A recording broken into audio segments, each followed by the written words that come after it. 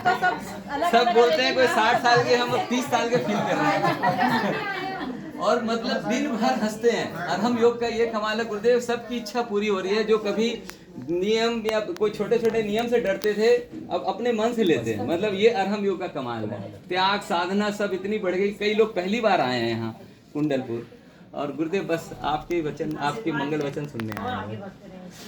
एक मिनट, सब शांत हो जाए कृपया।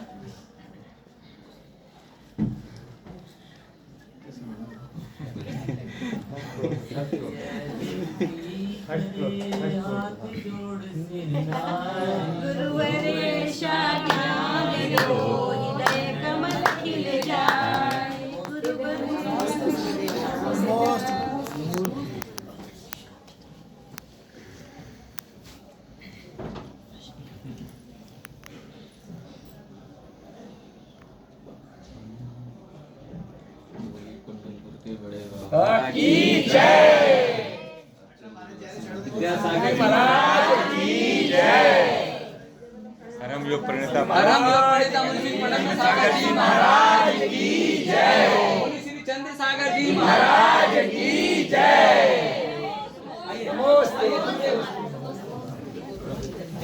एक मिनट, गुरुदेव को आने दीजिए। आइए विराजिए गुरुदेव। मुनि श्री चंद्र सागर जी महाराज की जय।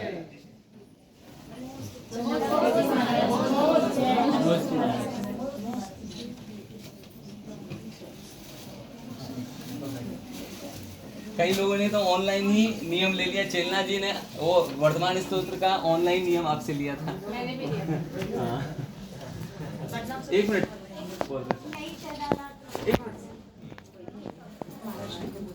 तीन भाग पढ़नी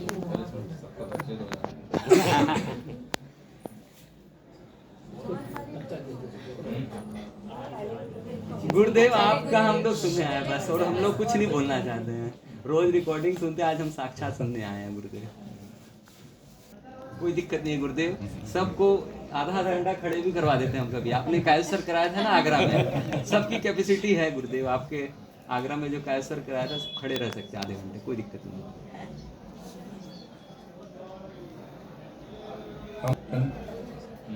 घर से मंदिर जाते हैं 8 किलोमीटर पड़ता है। ओम अरहम नमः रोज का मालूम है। ओम अरहम नमः की जाप करते हुए पता है हमें समित सखर जी में चमत्कार देखा अरहम ध्यान योग का। जब बिना ब्रेक के लोग चढ़े हैं 50 साल 60 साल वाले, कोई डोली नहीं, कुछ नहीं, कहीं कोई रोक नहीं। हाँ, और निर्जर कोट में हमने अरहम ध्यान योग कराया था, अभी गया था। चलिए, करने का तो कोई भी स्थान है नहीं है कुछ भी, कोई बात नहीं। लेकिन फिर भी आप लोगों ने जो इसकी थ्योरी समझी है, उस थ्योरी को ही और अच्छे ढंग से समझने की कोशिश करें। कोई भी व्यक्ति जब आपसे कुछ पूछता है तो आप लोगों को बहुत अच्छे ढंग से उसे संतुष्ट करते हुए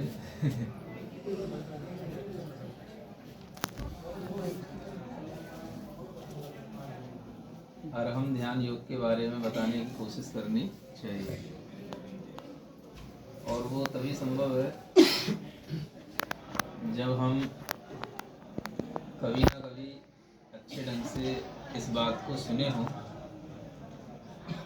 और सब लोगों ने वैसे तो ऑनलाइन सुन ही रखा होगा, लेकिन आज भी जब आप लोग सामने हैं तो इस अरहम ध्यान योग का जो बेसिक प्रिंसिपल्स हैं उसको अपन को ध्यान में रखते हुए किसी भी तरह का वर्ग हो, चाहे वो जैन हो चाहे अजैन हो, बच्चे हों बड़े हों, सबके लिए यह हितकारी है। तो इसी उद्देश्य को ध्यान में रखते हुए हम इसकी जो है व्यापकता को भी जानें और इस योग ध्यान के मुख्य जो लक्ष्य हैं उनको भी ध्यान में रखें। ऐसा कहा जाता है कि जब हम किसी बड़े लक्ष्य को ध्यान में रख करके चलते हैं तो छोटी आवश्यकताएं अपने आप पूरी हो जाती हैं। अब हम छोटी आवश्यकताओं पर ही ध्यान रखेंगे तो फिर बड़े लक्ष्य अपने को प्राप्त नहीं होंगे। तो जो अरहम ध्यान योग है ये अपने आप में एक बड़े लक्ष्य को धारण करके चला है ना। और लोगों को जब फायदा मिलता है इससे, तो ऐसा ना हो कि वो छोटी आवश्यकताओं में ही अपने आप को संतुष्ट करके इसको पूर्ण कर लें और समझ लें कि हमारा कार्य हो गया। तो इसकी जो व्यापकताएं हैं वो शारीरिक स्तर पर भी हैं, मानसिक स्तर पर भी हैं और अपनी आत्मिक स्तर पर भी हैं। जब हम उद्देश्य बनाते हैं तो आत्मिक स्तर का उद्देश्य अगर हम बना करके चलते हैं तो ये सबसे बड़ा उद्देश्य कहलाता है। कौन सा? आत्मिक स्तर का उद्देश्य। आत्मिक स्तर का मतलब अपनी आत्मा की विशुद्धि के लिए करना। किसके लिए करना? आत्मा की विशुद्धि के लिए। हाँ, अपनी आत्मा में कर्म की निर्जरा करने के लिए करना, ये कहलाता है एक बड़ा उद्देश्य। और इस उद्देश्य को ध्यान में जब हम रखते हैं तो हमारे बाकी के दोनों उद्देश्यों की पूर्ति भी अपने आप होने लग जाती है, मानसिक स्तर वाले भी और शारीरिक स्तर वाले भी। तो शारीरिक स्तर पर जब लोगों को इससे रोग आदि से मुक्ति मिलती है तो लोग प्रसन्न हो जाते हैं। तो इतना ही नहीं समझना चाहिए कि इसका जो आयाम था या इसकी जो यात्रा थी वो इतनी ही थी, है ना। इससे भी बढ़कर के मानसिक स्तर होता है और इससे भी बढ़कर के आत्मिक स्तर होता है। तो जो ये अरहम है, ओम है, इसको आप एक बीजाक्षर के रूप में तो जानते ही हैं। और इस बीजाक्षर को हमेशा इस रूप में याद रखें कि जैसे ओमकार है तो ओमकार के लिए भी यह श्लोक मिलता है कि ओकारम बिंदु संयुक्तम नित्यम ध्यायन्ति योगिनः कामदम मोक्षदम चैव ओंकाराय नमो नमः। शास्त्र के मंगलाचरण से पहले एक पढ़ा जाता है, सब लोग जानते हैं। तो ये ओमकार जो हम बोल रहे हैं ये अपने आप में हमारे लिए अगर इस रूप में ध्यान रहेगा तो ये ओमकार ही हमारे लिए अरिहंत भगवान से हमको जोड़े रखेगा। किससे? अरिहंत भगवान से। हाँ, क्योंकि ओकारम बिंदु संयुक्तम नित्यम ध्यायन्ति योगिनः। इसका ध्यान करने वाले कौन कहलाते हैं? योगी कहलाते हैं, है ना। और इसका ध्यान हमें क्या देता है? तो कामदम मोक्षदम, दो चीजें होती हैं। कामदम माने, काम बोलते हैं इच्छा, इच्छित वस्तु को। दम माने देने वाला, है ना। तो इच्छित वस्तु को भी देने वाला है, जो हमारी सांसारिक कुछ भी इच्छाएं होती हैं उसको भी प्रदान करता है। और मोक्षदम माने मोक्ष को भी देने वाला है ना। तो ये कामदम भी है और मोक्षदम भी है। तो ऐसे इस ओंकार को नमस्कार किया जाता है ध्यान पूर्वक। तो हमारी अपने आप जो मानसिक इच्छाएं हैं वो अपने आप इसके ध्यान से पूर्ण हो जाती हैं। क्योंकि जब हम इसका ध्यान करते हैं, अरिहंत भगवान से जुड़ते हैं, तो अपने आप हमारे लिए वह कर्म निर्जरा, पुण्य का बंध, ये सब चीज़ें अपने आप शुरू हो जाती हैं, है ना। तो हमें ये चीज़ ध्यान रखना है कि जो हम ओम बोल रहे हैं वो ओम को ही हम किसी भी तरह का वो ओम नहीं है जिसे और अन्य लोग स्वीकार करते हैं। ये हमें अरिहंत भगवान से जोड़ने वाला है ना। और इसी तरह से अरहम को जब हम बोलते हैं तो अरहम इति अक्षरम ब्रह्मवाचकम परमेष्ठिनः सिद्ध चक्रस्य तद्बीजम प्रणाम, है ना। इसे सिद्ध चक्र का बीज कहा गया है, माने सिद्ध भगवंतों का बीज बन जाता है। अगर आपने अरहम को ध्यान में लाया तो माने आपने अपनी शुद्ध आत्माओं का ध्यान करने का एक अभ्यास कर लिया, है ना। तो शुद्ध आत्माएं, सिद्ध आत्माओं का ध्यान इस अरहम के माध्यम से हो जाता है। तो ये हमारा कहलाता है एक आत्मिक स्तर पर हमारा उद्देश्य, है ना। ये ध्यान रहेगा तो फिर हम इस ध्यान के माध्यम से न केवल अपने वर्तमान के सांसारिक जो दुख हैं उनसे मुक्ति मिलेगी, बल्कि जन्म जन्मांतरों के दुखों से भी हम मुक्ति का प्रयास कर पाएंगे, है ना। अब जन्म जन्मांतर के दुख तो सब है ना, है? कोरोना काल में सबने देखा कैसे लोग, है ना, क्षण भर में मृत्यु को प्राप्त हो जाते हैं, कैसे लोग रोग ग्रसित होकर के, है ना, किसी भी तरह की शरण मांगते हैं, सहायता मांगते हैं, लेकिन फिर भी वंचित ही रह जाते हैं, नहीं मिल पाता है शरण, सहायता, कुछ भी रक्षा नहीं हो पाती। तो इस तरह की जो हमारी ये हर जन्म में जन्म और मृत्यु के दुखी होने की जो परिणति है, ये टूटती है इसी प्रकार के ध्यान योग के माध्यम से, है ना। तो जो भी व्यक्ति अरिहंतों को ध्यान करते हैं, सिद्ध भगवंतों को ध्यान करते हैं, साधु परमेष्ठी का ध्यान करते हैं, तो वो इसीलिए इस प्रकार के दुखों से मुक्त हो जाते हैं, क्योंकि ये सभी भी इन दुखों से मुक्त हैं, है ना। तो आप लोग दूर दूर से तो आए हैं, जगह जगह से भी आए हैं, है ना। धनबाद बता रहे हैं, धन्यवाद भैया, भैया धन्यवाद। कोडरमा, हजारीबाग, कोलकाता,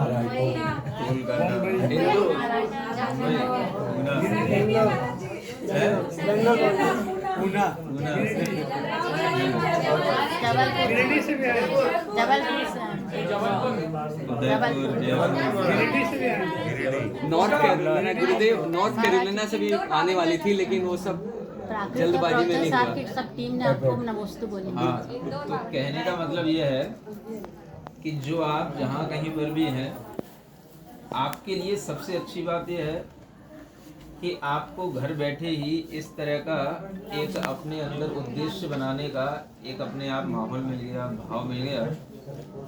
तो इस उद्देश्य के साथ में अगर अपना जीवन निकलता है तो हमारे लिए शारीरिक स्तर पर भी लाभ तो होता ही है, मानसिक स्तर पर भी हमेशा सुख और प्रसन्नता का अनुभव होगा, और आत्मिक स्तर पर हमारी आत्मा हमेशा के लिए जन्म मरण के दुखों से मुक्त है। अब आज के समय में जब हम बच्चों की ओर देखते हैं तो बच्चे बड़ा भ्रमित रहते हैं, है ना। किस बात से कि बच्चों को ना तो अरहंत सिद्ध का कोई ज्ञान होता है, और ना ही बच्चों के अंदर कभी ये भाव आता है कि ये भी जन्म लेना, मृत्यु को प्राप्त होना, ये भी कोई दुख है ना।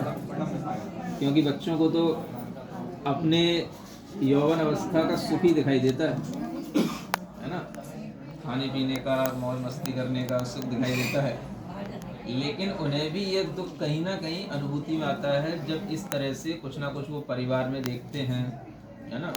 कहीं ना कहीं किसी भी तरह से रोग आदि से ग्रसित अपने ही इष्टजनों को देखते हैं, तो उन्हें भी दुख की अनुभूति होने लग जाती है। तो बच्चों को भी इस दुख से मुक्त करने के लिए उनके अंदर का यह भाव हमें अपने अपने स्तर पर दृढ़ करना चाहिए कि हम जो जी रहे हैं वो जीना केवल शरीर का जीना नहीं है, हमारी आत्मा इस शरीर के साथ जीवन जीता है। कौन जीता है? आत्मा शरीर के साथ जीवन जीता है। समझने वाला, जानने वाला ये शरीर नहीं होता, समझने वाला, जानने वाला आत्मा होता है। देखने वाला, स्मृति रखने वाला, ये कौन होता है? आत्मा, हमारा जीवात्मा।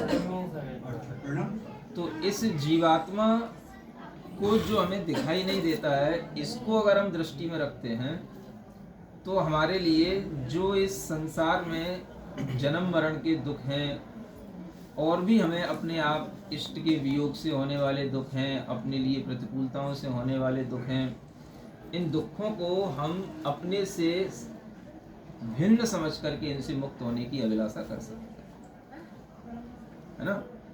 क्योंकि ये सब जो दुख सुख मिलते हैं ये सब हमें अपने कर्म के उदय से मिलते हैं।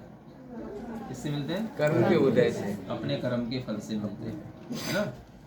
तो कर्म का फल ही आत्मा भोगता है, कर्म के फल से ही सुखी होता है और कर्म के फल से ही दुखी होता है। कर्म ही इस आत्मा को जन्म दिलाते हैं, कर्म ही इस आत्मा को मृत्यु दिलाते हैं। तो कोई भी भगवान हमारे लिए बीच में आकर के हमें कोई भी हमें सुख दुख देने का कुछ भी कोई कार्य नहीं करता। इस बात को अगर हम ध्यान में रखें तो हम अच्छे कर्म करने के लिए स्वयं अपने आप को प्रेरित बनाए रखेंगे कि हमें अच्छे कर्म करना है ना। भगवान हमारे कर्म नहीं बांधता, कर्म तो हम करते हैं, भगवान उसमें केवल कारण बनता है। और वह भगवान भी कारण तब बनता है जब हम भगवान को सही रूप में जानते हैं, है ना। अरिहंतों को जानोगे, सिद्धों को जानोगे तो आपको पता पड़ेगा कि ये भगवान कभी भी कुछ हमारे लिए ना तो संसार में दुख देते हैं, ना हमें कोई संसार से सुख देते हैं, है ना। इनसे हमें सुख की प्राप्ति का मार्ग मिलता है। क्या मिलता है? सुख की प्राप्ति का मार्ग मिलता है। हाँ, इसलिए जो है हम सुख के रास्ते पर चलने लग जाते हैं। तो ये हमें केवल सुख की प्राप्ति का उपाय बताते हैं, मार्ग बताते हैं, लेकिन सुख तो हमें अपने ही उपायों से प्राप्त करना है ना। तो अरहम का मतलब होता है सिद्ध भगवान तक की यात्रा, है ना। ओम का मतलब होता है भगवान जिनेंद्र देव की वाणी से जुड़ना, है ना। क्योंकि भगवान की ध्वनि कैसी मानी जाती है? ओंकार, जिनकी ध्वनि है ओंकार। तो ओंकार से हमें ज्ञान मिलता है, जिनवाणी से हमें क्या मिलता है? ज्ञान। तो ज्ञान भी लो और सिद्ध भगवंतों का अपनी शुद्ध आत्मा का ध्यान भी करो। तो ये ज्ञान और ध्यान दोनों हमें ओम और अरहम के माध्यम से प्राप्त है ना। तो इसलिए आपके सामने ज्ञान के भी साधन पर्याप्त रखे गए हैं और ध्यान के साधन भी पर्याप्त रखे गए हैं। जो आप लोग बताते रहते हो कि हमने, है ना, द्रव्य संग्रह पढ़ा, कि हमने वर्धमान स्तूप पढ़ा, कि है ना, ये सब क्या है? ये सब ज्ञान के साधन है ना। तो हमें ज्ञान भी प्राप्त करना है और अपना भगवान का और अपनी आत्मा का ध्यान। तो इन दोनों का ही समूचा रूप इस ओम अरहम में कह दिया जाता है ना। तो ये ओम अरहम केवल जपने के लिए नहीं है, जपने के साथ साथ हमें इसकी भावनात्मक अभिव्यक्ति भी पता होनी चाहिए, है ना, कि इसकी भावना क्या है, कि ये क्यों पढ़ा जाता है, क्यों जपा जाता है, इसके जपने से किस किस को क्या लाभ होता है ना। तो बच्चों का जो भीतर एक भ्रम रहता है ना, भगवान को लेकर के, ये भ्रम भी इसी ओम और अरहम की फिलॉसफी से दूर हो जाता है। और जब ये भ्रम दूर हो जाता है तो फिर हर कोई अच्छा कर्म करने के लिए अपने आप को तैयार कर लेता है ना। अच्छा कर्म हम करेंगे तो हमें उसका अच्छा फल मिलेगा। भगवान क्या करेगा? भगवान को तो हम केवल बीच में एक ले आते हैं ताकि उसके आधार से हमारे लिए अच्छा कर्म होने की हमें प्रेरणा मिल जाए, है ना। तो जैसे भगवान का हमने मूर्ति देखी, तो भगवान की मूर्ति देखी, तो भगवान की मूर्ति से जो हमारे अंदर जो पॉजिटिव भाव आ रहे हैं, शांति के भाव आ रहे हैं, है ना, और जो समता के भाव आ रहे हैं, ये हमें भगवान को देखने से मिला। बस यही हमें भगवान से मिला, है ना। बाकी भगवान कुछ अपने आप को अलग से देने वाले नहीं। तो हमें भी भगवान से इस तरह से लेना होता है, जबकि दुनिया में दूसरों के भगवान देने के लिए तैयार रहते हैं, है ना। तो हमेशा याद रखो कि कोई भी भगवान देता नहीं है, हम अपनी भक्ति से उनसे प्राप्त कर लेते हैं। ये आपने वर्धमान स्तुति से अच्छी तरह से सीखा होगा, है ना। हाँ, तब कोई कुछ देता है। तो ये देने लेने वाली जो बात है, ये अच्छे ढंग से समझाई गई है। इसलिए आप लोग स्वाध्याय भी करते रहो, है ना। अभी वर्तमान में तीर्थंकर भावना का स्वाध्याय चल रहा है। हाँ, पढ़ रहे हैं, हम पढ़ रहे हैं। एक तत्वार सूत्र। तत्व सूत्र भी शुरू हो चुका है। है ना? हाँ हाँ, तो जो कराए जा रहे हैं, है ना, उन स्वाध्यायों से भी अगर हम युक्त रहेंगे, उनसे भी हम लगे रहेंगे, तो उससे भी आपके लिए बहुत कुछ ज्ञान मिलता रहेगा। अब तत्वार सूत्र का बड़े सरल ढंग से उसके चार्ट दिखाकर, उसके ग्राफ बना करके ऐसे स्वाध्याय शुरू हुआ है ना, तो टीवी पे भी आ रहा है, आपके मोबाइलों पर भी रहता है। तो ऐसे स्वाध्याय जिनमें हर चीजें बताई जाएंगी, भूगोल, खगोल, इतिहास, भौतिक विज्ञान, रसायन विज्ञान, सब बताया जाएगा, है ना, जीव विज्ञान।